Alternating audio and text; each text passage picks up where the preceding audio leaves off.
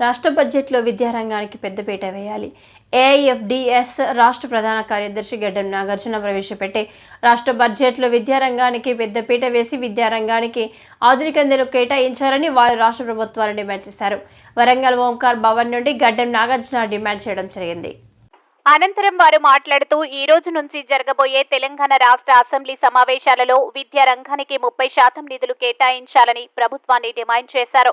ప్రభుత్వ విద్యా సంస్థలు, యూనివర్సిటీలలో, గురుకులాలలో, సంక్షేమ హాస్టల్లో, మోడల్ స్కూల్ అనేక సమస్యలతో వెనుకబడి ఉన్నాయని, వీటికి అధిక నిధులు కేటాయించాలని అన్నారు.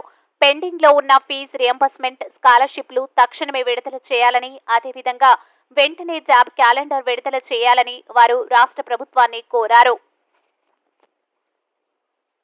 దాన్ని దృష్టిలో పెట్టుకొని ఈరోజు జరిగే అసెంబ్లీ బడ్జెట్లో మన విద్యారంగానికి 30% నిధులు కేటాయించి విద్యారంగాన్ని అభివృద్ధి దిశగా తీసుకోవాల్సిన బాధ్యత ఈ రాష్ట్ర ప్రభుత్వం మీద ఉన్నది. కాబట్టి ఈ అసెంబ్లీలో విద్యారంగానికి 30% నిధులు కేటాయించి అదేవిధంగా జాబ్ క్యాలెండర్ కూడా తక్షణమే రిలీజ్ చేయాలి.